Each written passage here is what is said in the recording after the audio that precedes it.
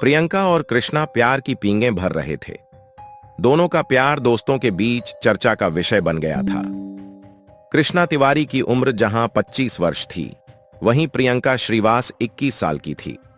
दोनों अक्सर छत्तीसगढ़ के बिलासपुर शहर की सड़कों पर एक दूसरे का हाथ थामे घूमते हुए दिख जाते।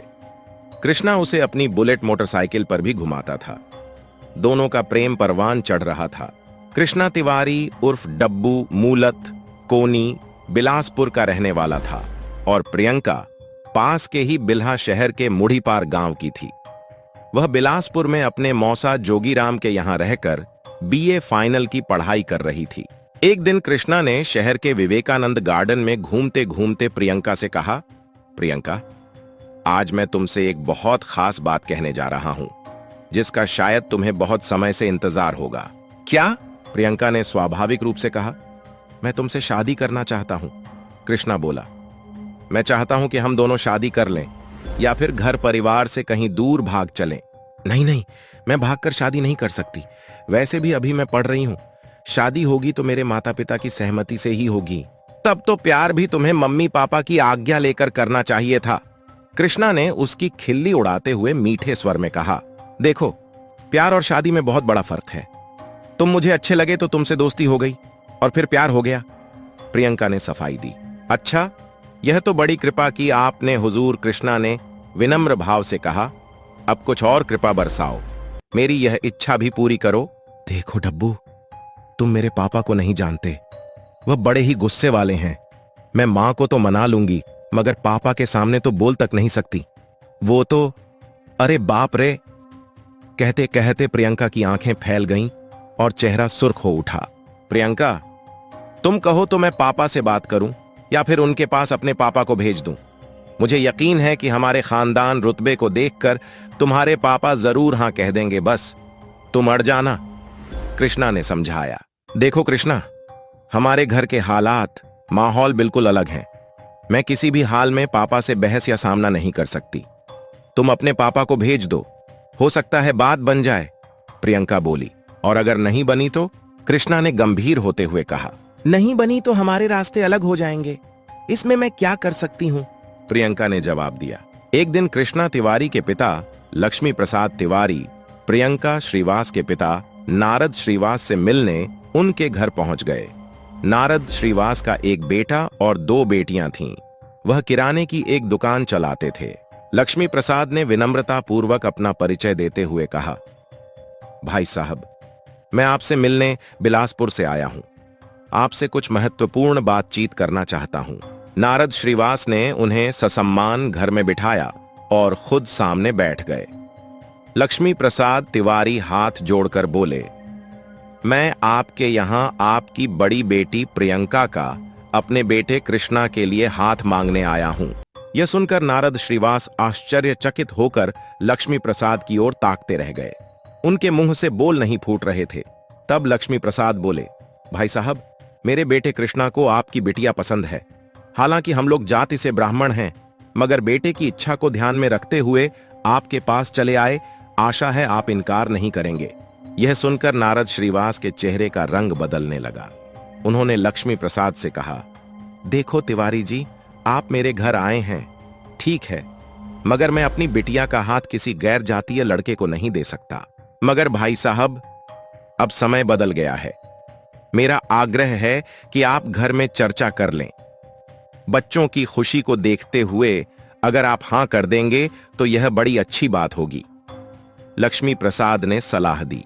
देखिए पंडित जी, मैं समाज के बाहर बिल्कुल नहीं जा सकता। फिर प्रियंका के लिए मेरे पास एक रिश्ता आ चुका है। वे लोग प्रियंका को पसंद कर चुके हैं। मैं हाथ जोड़ता हूं, आप जा सकते हैं। नारद श्रीवास ने विनम्रता से कहा। तो लक्ष्मी प्रसाद तिवारी अपने घर लौट गए। घर लौटकर उन्होंने जब बात न बनने की जानकारी दी तो कृष्णा को गहरा धक्का लगा। अगले दिन कृष्णा ने अपनी बुलेट निकाली और नारद श्रीवास की दुकान पर पहुंच गया। उस समय नारद ग्राहकों को सामान दे रहे थे। दुकान के बाहर खड़ा कृष्णा नारद श्रीवास को घूर घूर कर देख रहा था। जब वह ग्राहकों से फारिग हुए तो उन्होंने कृष्णा की ओर मुखातिब होते हुए कहा, हां, क्या चाहिए? कृष्णा ने उनसे बिना किसी डर के अपना परिचय देते हुए कहा, कल मेरे पापा आपके पास आए थे। यह सुनते ही नारद श्रीवास के दिलो दिमाग में बीते कल का सारा वाकया साकार हो उठा, जिसे लगभग वह भुला चुके थे। उन्होंने कहा, हां तो? कृष्णा तिवारी ने कहा, आपने मना कर दिया। मैं इसलिए आया हूं कि एक बार आपसे मिलकर अपनी बात कहूं। देखो, तुम चले जाओ। मैंने तुम्हारे पिताजी को सब कुछ बता दिया है और इस बारे में अब मैं कोई बात नहीं करूंगा। कृष्णा ने अपनी आंखें घुमाते हुए अधिकार पूर्वक कहा, आपसे कह रहा हूं, आप मान जाइए, नहीं तो एक दिन आप खून के आंसू रोएंगे। तो क्या तुम मुझे धमकाने आए हो? नारद श्रीवास का पारा चढ़ गया।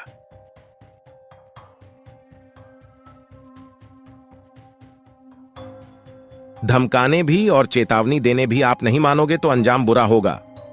कहने के बाद कृष्णा तिवारी बुलेट से घर वापस लौट गया। नारद श्रीवास कृष्णा के तेवर देखकर अवाक रह गए। उन्होंने सोचा कि यह लड़का एक नंबर का बदमाश जान पड़ता है। मैंने अच्छा किया कि इसके पिता की बात नहीं मानी। उन्होंने उसी दिन अपने साढ़ू भाई जोगीराम श्रीवास को फोन करके सारी बात बता दी। उन्होंने उनसे प्रियंका पर विशेष नजर रखने की बात कही, क्योंकि प्रियंका उन्हीं के घर रहकर पढ़ रही थी। नारद की बातें सुनकर जोगीराम ने उनसे कहा, आप बिल्कुल चिंता मत करो, मैं खुद प्रियंका से बात करके देखता हूं और आप लोग भी बात करो। इसके अलावा आप धमकी देने वाले कृष्णा के खिलाफ पुलिस में रिपोर्ट दर्ज करा दो। नहीं, पुलिस में जाने से हमारी ही बदनामी होगी। मैं अब जल्द ही प्रियंका की सगाई शादी की बात फाइनल करता हूं। नारद बोले। 21 अगस्त 2019। डब्बू उर्फ कृष्णा ने प्रियंका को सुबह सुबह लवली मॉर्निंग का व्हाट्सएप मैसेज भेजा और लिखा, प्रियंका हो सके तो मुझसे मिलो, कुछ जरूरी बातें करनी है। जाने क्यों रात भर तुम्हारी याद आती रही, इस वजह से मुझे नींद भी नहीं आ सकी। प्रियंका ने मैसेज का प्रत्युत्तर हमेशा की तरह दिया, ठीक है, ओके। मौसी ने समझाया था प्रियंका को। प्रियंका रोजाना की तरह उस दिन भी तैयार होकर कॉलेज के लिए निकलने लगी तो मौसा और मौसी ने उसे बताया कि वह घर परिवार की मर्यादा को ध्यान में रखे कृष्णा से मेल मुलाकात उसके पापा को पसंद नहीं है। तुम्हें शायद यह पता नहीं कि कृष्णा ने मुड़ी पार पहुंचकर धमकी तक दे डाली है। यह अच्छी बात नहीं है। अगर इसमें तुम्हारी शह न होती तो क्या उसकी इतनी हिम्मत हो पाती? मौसी की बातें सुनकर प्रियंका मुस्कुराई। वह जल्द जल्द चाय पीते हुए बोली, मौसी आप जरा भी चिंता मत करना, मैं घर परिवार की नाक नहीं कटने दूंगी। जब पापा मुझ पर भरोसा करते हैं, उन्होंने मुझे पढ़ने भेजा है, मेरी हर बात मानते हैं, तो मैं भला उनकी इच्छा के बगैर कोई कदम कैसे उठाऊंगी? आप एकदम निश्चिंत रहिए। मौसी सीमा ने उसे बताया कि जल्द ही उसकी सगाई एक इंजीनियर लड़के से होने वाली है, इसलिए वह कृष्णा से दूर ही रहे। हंसती बतियाती प्रियंका रोज की तरह सीपत रोड स्थित शबरी माता नवीन महाविद्यालय की ओर चली गई। वह बीए अंतिम वर्ष की पढ़ाई कर रही थी। कॉलेज में पढ़ाई के बाद प्रियंका क्लास से बाहर आई तो कृष्णा का फोन आ गया। दोनों में बातचीत हुई तो प्रियंका ने कहा, मैं कॉलेज से निकल रही हूं और थोड़ी देर में तुम्हारे पास पहुंच जाऊंगी। प्रियंका राजस्व कॉलोनी स्थित कृष्णा के किराए के मकान में जाती रहती थी। वह मकान बॉयज हॉस्टल जैसा था। कृष्णा और प्रियंका वहां बैठकर अपने दुख दर्द बांटा करते थे। प्रियंका ने उससे वहां पहुंचने की बात कही तो कृष्णा खुश हो गया। कृष्णा घर का बिगड़ैल लड़का था। आवारागर्दी और घर परिवार से बेहतर संबंध नहीं होने के कारण पिता ने एक तरह से उसे घर से निकाल दिया था। कृष्णा किराए का मकान लेकर रहता था। उस मकान में पढ़ाई करने वाले और भी लड़के रहते थे। उसके पास एक बुलेट थी। अपने खर्चे पूरे करने के लिए वह पार्ट टाइम कार वॉशिंग का काम करता था। काफी समय बाद भी प्रियंका कृष्णा के कमरे पर नहीं पहुंची तो वह परेशान हो गया। वह झल्लाकर कमरे से निकला और प्रियंका को फोन किया। प्रियंका ने उसे बताया कि वह अपनी फ्रेंड के साथ है और उसके पास पहुंचने में कुछ समय लगेगा। कृष्णा उससे मिलने के लिए उतावला था। काफी देर बाद भी जब वह नहीं पहुंची तो उसने प्रियंका को फिर फोन किया। प्रियंका बोली, आ रही हूं यार, मैं अशोक नगर पहुंच चुकी हूं। इस पर कृष्णा ने झल्ला कर कहा, मैं वहीं आ रहा हूं, तुम रुको, मैं पास में ही हूं। कृष्णा थोड़ी ही देर में अशोक नगर जा पहुंचा। प्रियंका वहां दो सहेलियों के साथ खड़ी थी। प्रियंका की बातों से कृष्णा को लगा कि आज उसका रंग कुछ बदला बदला सा है, मगर उसने धैर्य से काम लिया। प्रियंका को देख वह स्वाभाविक रूप से मुस्कुराते हुए बोला, प्रियंका, तुम मुझे मार डालोगी क्या? तुमसे मिलने के लिए सुबह से बेताब हूं और तुम कह रही हो कि आ रही हूं। तो क्या कॉलेज भी ना जाऊं, पढ़ाई छोड़ दूं, जिसके लिए मैं गांव से यहां आई हूं? प्रियंका ने तल्ख स्वर में कहा, मैं ऐसा कहां कह रहा हूं, मगर कॉलेज से सीधे आना था। 2 घंटे हो गए तुम्हारा इंतजार करते हुए। कम से कम मेरी हालत पर तो तरस खाना चाहिए तुम्हें, और तुम्हें मेरे घर जाकर हंगामा करना चाहिए। पापा से क्या कहा है तुमने? तुम ऐसा कैसे कह सकते हो? प्रियंका ने रोष भरे स्वर में कहा। प्रियंका को गुस्से में देखकर कृष्णा को भी गुस्सा आ गया। दोनों की अशोकनगर चौक पर ही नोकझोंक होने लगी, जिससे वहां लोगों का हुजूम जमा हो गया। तभी एक स्थानीय नेता प्रशांत तिवारी, जो कृष्णा और प्रियंका से वाकिफ थे, वहां पहुंचे और उन्होंने दोनों को समझा बुझाकर शांत कराया। कृष्णा प्रियंका को ले आया। अपने कमरे पर दोनों शांत हो गए। कृष्णा ने प्रियंका को बुलेट पर बिठाया और अपने कमरे की ओर चल दिया। रास्ते में दोनों ही सामान्य रहे। अपने कमरे पर पहुंचकर कृष्णा ने कहा, प्रियंका, अब दिमाग शांत करो, मैं तुम्हारे लिए बढ़िया चाय बनाता हूं।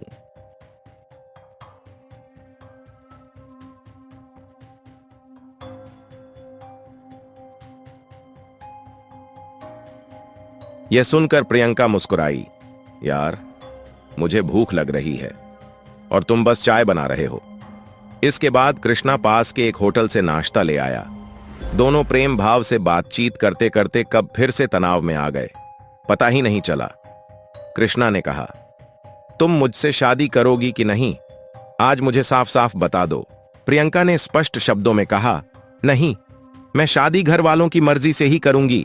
हत्या कर कृष्णा हो गया फरार। दोनों में बहस होने लगी।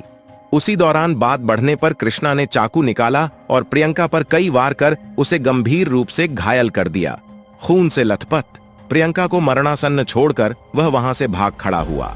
घायल प्रियंका कराहती रही और वहीं बेहोश हो गई।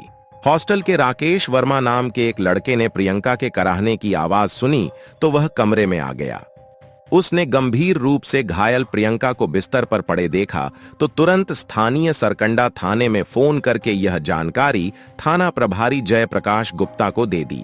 जानकारी मिलते ही थाना प्रभारी जयप्रकाश गुप्ता कुछ पुलिसकर्मियों को साथ लेकर राजस्व कॉलोनी के हॉस्टल पहुंच गए। उन्होंने कमरे के बिस्तर पर खून से लथपथ एक युवती देखी, जिसकी मौत हो चुकी थी। थाना प्रभारी ने यह जानकारी अपने उच्चाधिकारियों को भी दे दी। एडिशनल एसपी ओपी शर्मा एवं एसपी सिटी विश्वदीपक त्रिपाठी भी मौके पर पहुंच गए।